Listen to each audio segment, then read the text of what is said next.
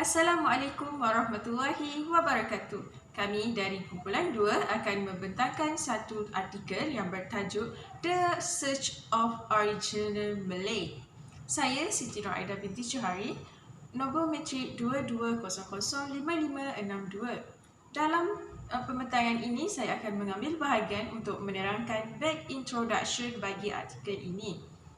Pada tahun kebelakangan ini, beberapa penulis telah mengkaji maksud kemelayuan, namun di sebalik kajian ini, ada sesetengah sarjana bersetuju bahawa identiti etnik sentiasa dibina semula dalam menghadapi perubahan keadaan.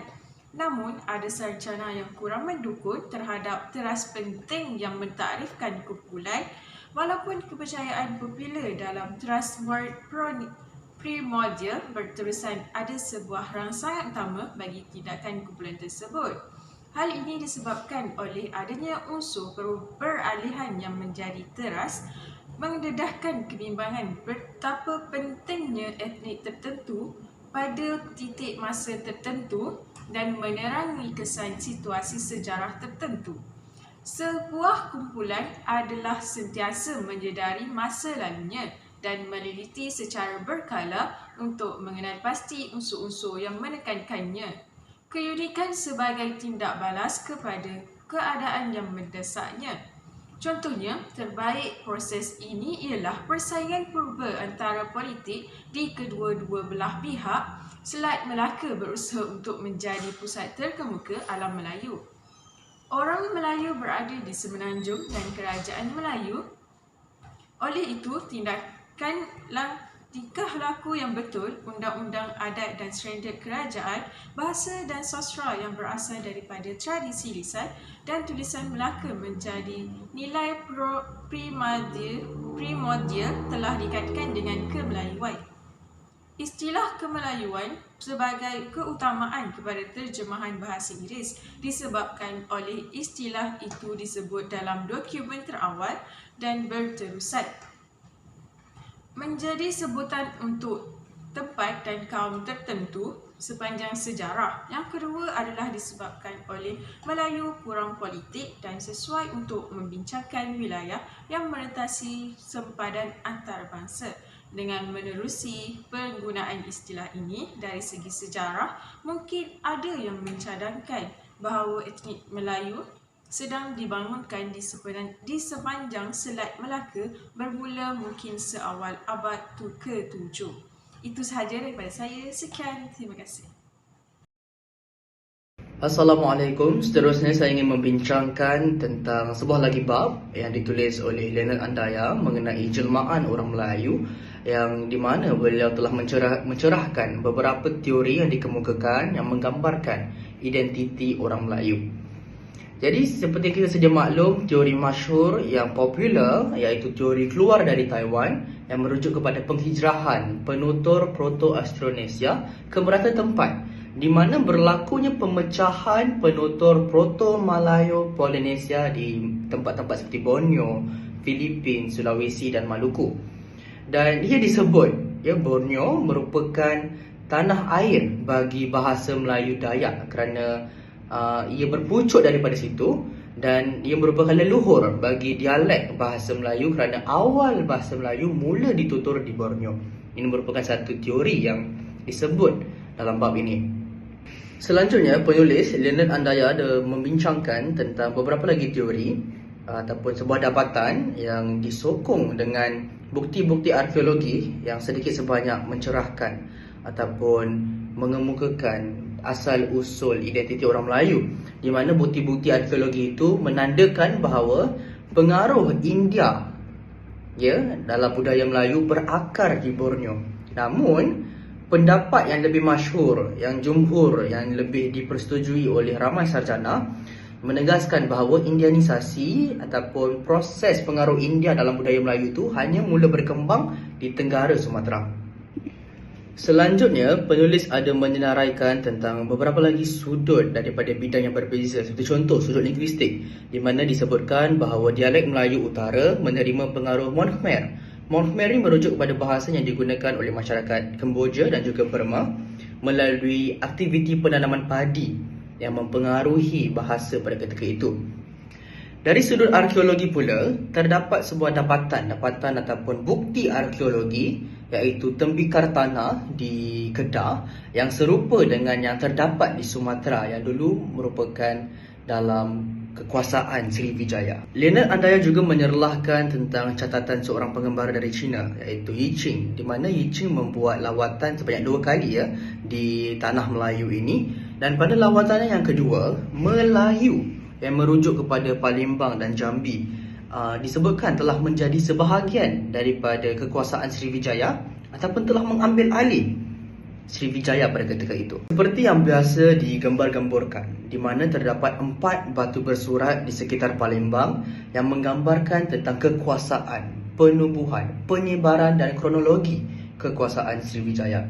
Sehinggakan manuskrip yang menggunakan bahasa Melayu kuno itu dengan tulisan Palava disebutkan pernah dijumpai di Bogor dan Luzon, yang memberikan ataupun yang menunjukkan luasnya pengaruh Sriwijaya sehingga di Jawa dan di Filipina. Salah satu batu bersurat itu boleh dijumpai ataupun didapati di Batanghari di Jambi. Nah, namun itu bukan bermakna kehebatan ataupun kelebihan Jambi terletak pada batu bersurat itu sahaja.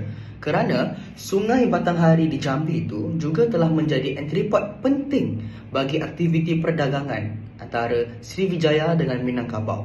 Ini disebabkan Sungai Musi di Palembang tidak bersifat strategik dan tidak bersambungan dengan tanah tinggi Minangkabau. Manakala Sungai Batanghari Jambi itu disebutkan sangat strategik kerana ia bersambungan dengan tanah tinggi Minangkabau, sehinggakan Jambi diangkat dan dilihat sebagai tempat yang lebih penting, yang lebih ampuh dan dijulang sebagai ibu kota Sriwijaya yang lebih sesuai. Waimah begitu, masih juga terdapat suara-suara kecil ataupun sarjana-sarjana yang berbeza pandangan seperti contoh Walters, di mana beliau masih merujuk Jambi sebagai Malayur dan memisahkannya daripada berkaitan dengan Sriwijaya. Jawa Tengah pada awalnya merupakan pusat kepada idea Melayu. Keinginan untuk mencontohi Sriwijaya terbukti dengan cara pemerintah di Jawa Tengah yang menggunakan dokumen Melayu lama untuk mengukuhkan kedudukan mereka. Inskripsi Melayu lama yang ditemui di Jawa menyebut Dapunta Salendra, seorang sabit yang bersemangat yang dipercayai pengasasnya daripada keluarga berkuasa yang memerintah Jawa Tengah dari abad ke-8 hingga ke abad 19. Sumber Arab dan Parsi mengukuhkan bukti epigrafi yang menunjukkan kehadiran sebuah kerajaan penting di Jawa. Abu Said merupakan ahli geografi Amato-Parsi, menulis tentang Raja Sabak yang dipanggil Maharaja. Kemudiannya, dia menerangkan ritual harian di mana Maharaja melemparkan jongkok emas ke dalam kolam air. Pada kematian Maharaja, emas itu kemudiannya diagihkan kepada putera dan kerabat diraja dan kepada pegawai dan sila-sila mengikut pangkat mereka. Dan emas yang tinggal akan diberikan kepada fakir, miskin dan malang. Masudi mengulangi kisah ini dan menambah bahawa dalam Empayar Maharaja adalah Kepulauan Sriwijaya.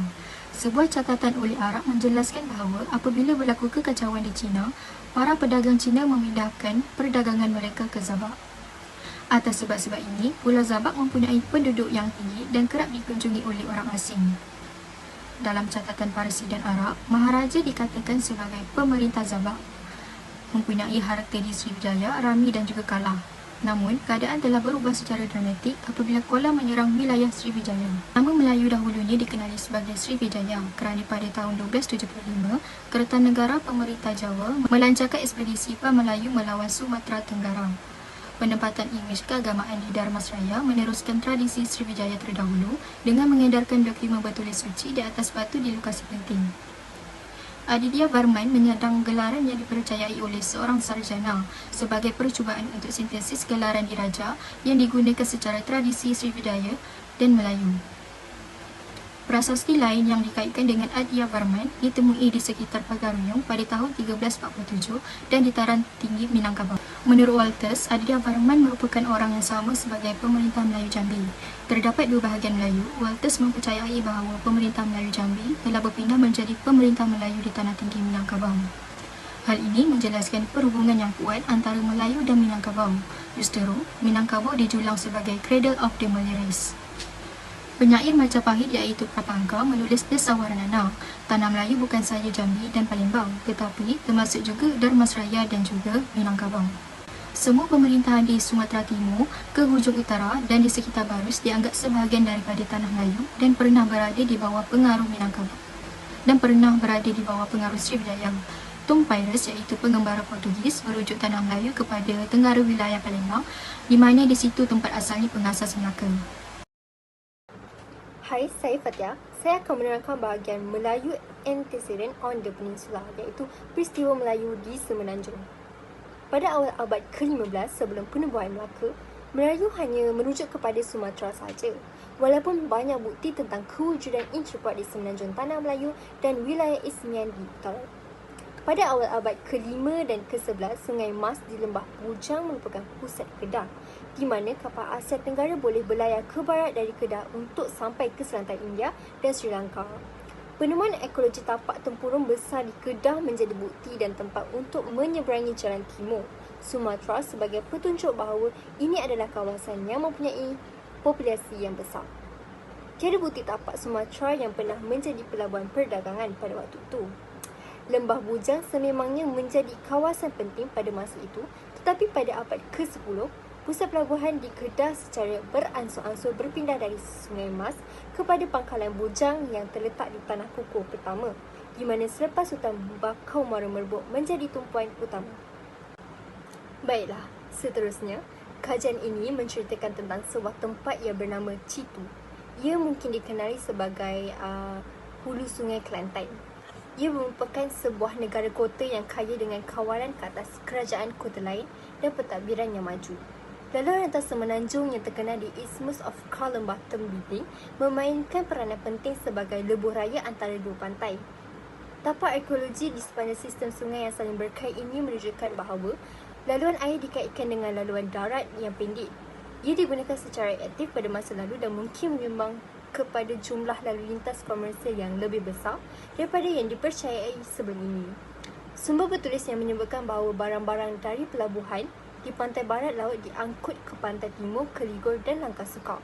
Ia diterangkan ia terletak di kawasan Patani. Keupayaan Langkasuka untuk menyediakan kapal barus yang berkualiti tinggi sangatlah dihargai oleh negara China. Di sini kita dapat lihat Langkasuka amat penting pada waktu itu. Ia dibuktikan pada abad ke-6 dengan adanya kekerapan kedutaan pergi ke 70 mahkamah di China. Pertandingan yang menarik berlaku bukanlah di medan perang, tetapi dalam penciptaan teks saingan. Penulisan tentang Melayu di Semenanjung ini turut menceritakan di mana Johor pada masa kerajaan itu sedang dicabar oleh Aceh di Sumatera Utara untuk dominasi di dunia Melayu. Orang Minangkabau di Sumatera Tengah menegaskan semula tuntutan mereka terhadap Melayu dalam kemunduran yang kemudian dan berbeza dari sejarah Melayu.